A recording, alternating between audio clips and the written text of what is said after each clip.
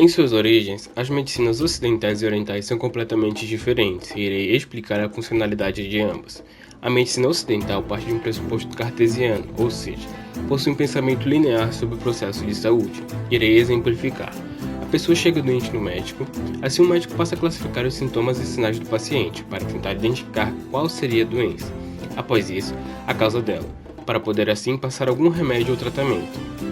Podemos ver que é um pensamento sempre linear, tentando identificar qual seria o fator do adoecimento, com base nas manifestações que aparecem.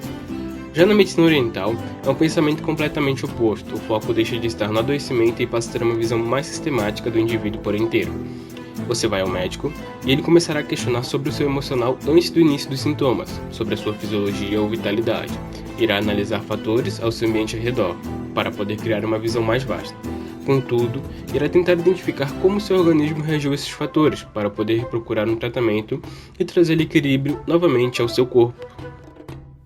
A medicina islâmica foi a mais avançada do mundo durante a Idade Média, com grandes avanços no campo da anatomia, nos procedimentos cirúrgicos e nos medicamentos. Até o século IX, o que existia na Península Arábica era o remédio do profeta. Tradições proféticas feitas a partir de testemunhas orais sobre a vida e os feitos de Maomé, e que tentam, através de remédios e alimentos, curar doenças. A partir do século IX, médicos árabes traduzem obras de filósofos gregos e incorporam em seus próprios estudos. Vale lembrar que esses médicos tiveram influência de vários povos, persas, bizantinos, povos hindus, entre outros. Os filósofos gregos tinham conceitos baseados na teoria moral, que diziam que as doenças são causadas por desequilíbrio entre os humores, que seriam produzidos ou alterados pelos alimentos ingeridos. Alguns dos alimentos que eram usados para estimular a energia vital eram o açúcar, frutas cítricas e especiarias, como gengibre, noz moscada, cravos e o açafrão. Um dos grandes médicos árabes medievais foi Avicena, que produziu o tratado O Cânone da Medicina, um dos livros mais influentes de toda a história da medicina, e que até o século XVII era uma das bases da educação médica nas universidades europeias. A Farmacopeia Lorsch é o livro médico mais antigo da Idade Média Ocidental. Foi criado no final do século VIII na Abadia Benedita de Lorsch, no sul de Hessen, estado da Alemanha, e agora faz parte da coleção de manuscritos da Biblioteca Estadual de Bamberg. Foi trazida para Bamberg há 1000 anos atrás pelo imperador Heinrich II e é acessível pelo público com uma cópia totalmente digital. A caligrafia médico-farmacêutica é de grande importância em termos de história cultural e científica. Ela é projetada como trabalho de referência em um livro introdutório e contém 150 páginas de teoria e prática médica em latim. A sua parte principal é composta por 482 prescrições de medicamentos, suplementos e notas marginais do alto alemão antigo testemunham seu uso intensivo nos séculos 9 e 10. A Farmacopeia de Lorsch é a primeira farmacopeia pós-antiga no ocidente europeu, desde o início da Idade Média. Isto é, a Farmacopeia de Lorsch pode ser colocada no início da Idade Pós-Antiga como disciplina científica.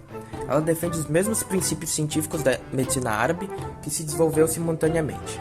Funda-se na ideia holística das interconexões macro e microcósmicas da existência humana. Essa ideia liga a medicina monástica medieval à teoria clássica e se conecta com a medicina de tradição árabe e muçulmana com fenômenos relacionados no sul e leste da Ásia. A Grande Peste Medieval foi a maior enfermidade do período e explodiu na Europa entre o final de 1347 e o início de 1348 e acabou sendo proeminente da crise europeia do século XIV. Embora muito famosa, a vestimenta dos médicos do surto de 1348 não era nada semelhante à conhecida atualmente. O traje começou a ser utilizado apenas a partir dos séculos XVI e XVII, durante surtos posteriores. Alguns estigmas negativos, assim como a roupa dos médicos da peste, predominam nos meios de mídia atuais.